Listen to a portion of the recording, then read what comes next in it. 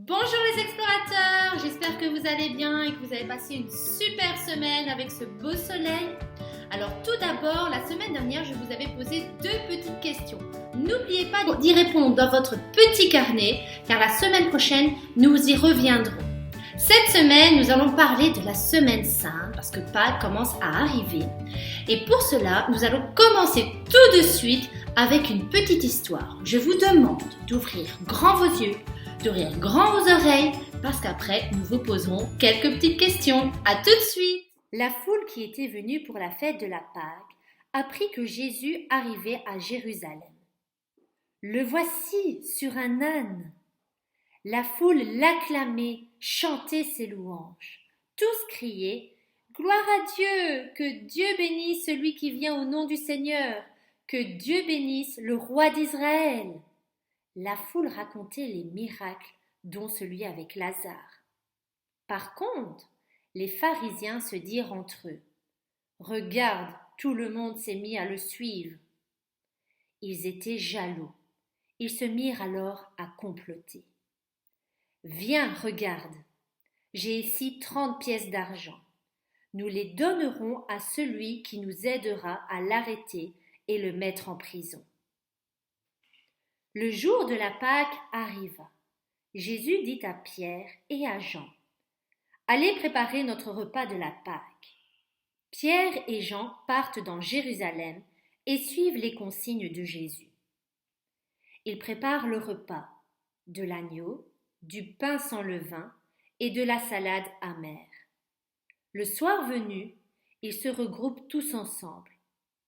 Avec Jésus, il y a Pierre et son frère André, Jean et Jacques, fils de Zébédée, Jacques, le cousin de Jésus, Jude, fils de Jacques, Matthieu, Philippe, Thomas, Barthélemy, Simon et Judas qui s'occupent des sous. Jésus va chercher de l'eau et une serviette pour laver les pieds de ses disciples. Pierre n'est pas d'accord et dit « Seigneur, toi, nous laver les pieds !» « Tu ne peux pas comprendre maintenant, dit Jésus, mais par la suite tu comprendras. » Et il lave quand même les pieds de Pierre. « Je fais ça pour donner l'exemple, car moi, le Seigneur, je vous lave les pieds, alors vous devrez vous laver les pieds les uns aux autres. » Il lave donc les pieds de tous les disciples, et puis il passe à table. Pendant le repas, Jésus bénit le pain, et il dit « Prenez et mangez-en tous, ceci est mon corps livré pour vous. » Puis il prend la coupe de vin, la bénit et la donne à ses amis en disant « Prenez et buvez-en tous, car ceci est la coupe de mon sang, le sang de la nouvelle alliance et éternelle qui sera versé pour vous et pour la multitude en rémission des péchés. Vous ferez cela en mémoire de moi. » Pendant le repas, Judas se lève et s'en va. Personne ne sait où il va, sauf Jésus. Jésus sait bien que Judas va le trahir et que c'est son dernier repas avec ses disciples. Voilà, Judas est parti dire au chef du temple qu'il accepte les 30 pièces d'argent et qu'en échange, il va leur dire où se trouve Jésus. À la fin du repas, Jésus part avec ses disciples au mont des Oliviers. Il dit à Pierre, Jacques et Jean « Mon cœur est plein de tristesse et d'angoisse. Restez ici et priez avec moi. » Il s'éloigne un peu et prie son père. Mais quand il se retourne, il voit que ses 3 amis se sont endormis. Il les réveille pour leur demander de veiller et de prier avec lui. Il retourne prier son père encore une fois. « Père, que ta volonté soit faite. » Mais à nouveau, quand il se retourne, il voit que ses disciples se sont encore endormis. Voilà Judas qui arrive avec des gardes. Judas embrasse Jésus pour le désigner aux gardes. « Judas, c'est avec un baiser que tu me trahis ?» Oui, c'était bien ça qu'il avait convenu avec les gardes. Alors, ils s'emparent de lui et l'emmènent avec eux et le mettent en prison pour la nuit. Il sera jugé le lendemain matin. Le lendemain, Jésus est emmené devant les chefs du temple. Ils n'ont pas le droit de le condamner et décident de l'emmener devant Ponce Pilate. Il provoque du désordre dans la ville et se prend pour le roi des Juifs. Mais nous n'avons pas d'autre roi que l'empereur. Il faut le condamner à mort. Devant leur insistance, Ponce Pilate le condamne à être fouetté et à porter sa croix pour être crucifié. Les soldats se moquent bien de lui. Jésus porte alors sa croix jusqu'au mont Golgotha. Jésus était fatigué, épuisé. Une fois sur la croix, il prie. « Père, pardonne-leur, car ils ne savent pas ce qu'ils font. » Il meurt sur la croix en disant « Père, je remets mon esprit entre tes mains. » Le corps de Jésus est ensuite détaché de la croix et mis dans un tombeau.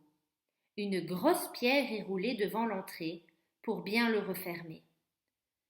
Le samedi est un jour de repos pour les Juifs, mais le dimanche matin, Salomé, Marie-Madeleine et Marie, mère de Jacques, sont en route pour le tombeau. Elles apportent des huiles parfumées. Une fois au tombeau, elles découvrent le tombeau ouvert. La pierre avait été roulée. Un ange était là et il leur dit « Ne soyez pas effrayés. Vous cherchez Jésus de Nazareth, celui qu'on a cloué sur la croix. Il est revenu de la mort à la vie. Il n'est pas ici. Allez maintenant dire ceci à ses disciples. » Vite, les femmes courent annoncer la bonne nouvelle aux disciples. « Venez, le tombeau est ouvert. Jésus est vivant. Un ange nous l'a dit. Venez vite. » Pierre et Jean n'en croient pas leurs oreilles. Comment est-ce possible? Il faut aller voir ça. Ils accourent tous les deux au tombeau. Jean arrive le premier, mais il attend Pierre pour le laisser entrer en premier. Ils entrent et constatent que le linge est resté là. Les deux disciples retournent chez eux, le cœur rempli de joie. Et le soir, voilà que Jésus est là, au milieu d'eux, et il leur dit « La paix soit avec vous. » Ils étaient tous dans la joie. Jésus leur dit à nouveau « Tout pouvoir m'a été donné dans le ciel et sur la terre. Allez donc auprès des gens de toutes les nations et faites d'eux mes disciples. Baptisez-les au nom du Père, du Fils et du Saint-Esprit, et enseignez-leur à pratiquer tout ce que je vous ai commandé. Et sachez-le, je vais être avec vous tous les jours jusqu'à la fin du monde. » Alors les enfants, j'espère que vous avez bien écouté. Je vais vous poser maintenant 5 petites questions. Première question. Dans quelle ville Jésus arrive-t-il sur le dos d'un âne? 1. Jérusalem. 2. Bethléem. 3. Nazareth. Bravo, c'est bien à Jérusalem que Jésus vient sur le dos d'un âne. Deuxième question. Qui va trahir Jésus en acceptant 30 pièces d'argent? 1. Pierre. 2. Jean. 3. Judas. Bravo, c'est bien 3. Judas qui accepte 30 pièces d'argent pour trahir Jésus. 3. Qui prépare le repas de la Pâque? Petit 1. Marie et Salomé. Petit 2. Ponce Pilate. Petit 3. Pierre et Jean. Bravo, c'est bien Pierre et Jean qui vont préparer le repas de la Pâque. Quatrième question. À quel disciple Jésus demande-t-il de prier avec lui? Petit 1. Pierre, Jacques et Jean. Petit 2. Judas, Pierre et Jacques. Ou alors petit 3. Pierre et Jacques. Petit 1. Très bien, Pierre, Jacques et Jean vont prier avec Jésus. Dernière question. Qui découvre le tombeau ouvert? Petit 1. Pierre et Jean. Petit 2, Marie-Madeleine, Marie mère de Jacques et Salomé. Ou petit 3, Ponce Pilate. Bravo, c'est bien Marie de Madeleine, Marie mère de Jacques et Salomé qui vont découvrir le tombeau de Jésus ouvert. Salut, bonjour les explorateurs, ici c'est Maria et j'ai hâte de vous voir tellement que vous me manquez. Mais je me réjouis en tout cas aujourd'hui parce qu'on va chanter ensemble un chant, on va vraiment louer le Seigneur parce qu'il est vivant dans mon cœur, il est vivant dans ton cœur et on veut vraiment se réjouir de la présence du Seigneur. Alors ce chant il dit, louons le Seigneur ensemble. Alors tu es prêt? 1, 2, 3. Ensemble louons le Seigneur, il est vivant. Ensemble louons le Seigneur, il est vivant. Ensemble louons le Seigneur, il est vivant. Ensemble louons le Seigneur, il est vivant. À toi. Ensemble louons le Seigneur, il est vivant. Ensemble louons le Seigneur, il est vivant. Ensemble louons le Seigneur, il est vivant. Ensemble louons le Seigneur, il est vivant. Et ah, et ah, et, et ah, et ah. Louons le Seigneur, il est vivant. Et ah, et ah, et ah, et ah. Louons le Seigneur, il est vivant. Vivant, vivant, vivant. Jésus est vivant. Vivant, vivant, vivant. Jésus est vivant. Vivant, vivant, vivant. Jésus est vivant. Vivant, vivant, vivant. Jésus est vivant. Élevé, élevé. Jésus est élevé. Élevé, élevé. Jésus est élevé. Élevé, élevé. Jésus est élevé. Élevé, élevé. Jésus est élevé. Glorifié, glorifié. Jésus est glorifié. Glorifié, glorifié. Jésus est glorifié. Exalté, exalté. Jésus est exalté. Exalté, exalté. Jésus est exalté. À toi. Et ah ah. Et ah et ah et ah et.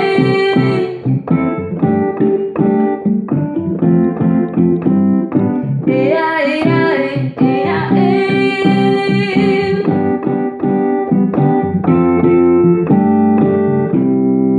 Oh, louons le Seigneur, il est vivant.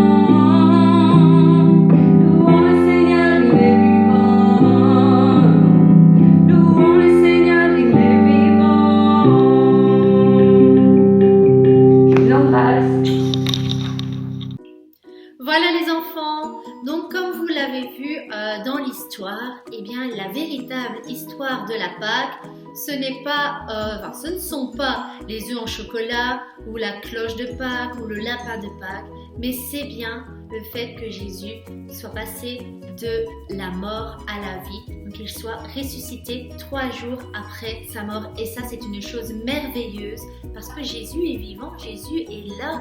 Et voilà, nous devons savoir que Jésus, il est là. Il le dit dans sa parole que Jésus sera avec nous tous les jours jusqu'à la fin du monde. Nous pouvons aller dans Matthieu au chapitre 28, au verset 19 à 20. Je lis la parole. Allez donc auprès des gens de toutes les nations et faites d'eux mes disciples. Baptisez-les au nom du Père, du Fils et du Saint-Esprit et enseignez-leur à pratiquer tout ce que je vous ai commandé. Et sachez-le, je vais être avec vous tous les jours jusqu'à la fin du monde. Donc dans ce verset, le Seigneur Jésus explique à ses disciples ce qu'ils doivent faire. Donc première chose, ils doivent aller auprès des gens de toutes les nations et faire d'eux des disciples. Ils doivent les baptiser au nom du Père, du Fils et du Saint-Esprit, mais aussi ils doivent les enseigner à pratiquer tout ce qu'il a commandé. Donc, tout ce que Jésus a enseigné, eh bien eux vont devoir enseigner.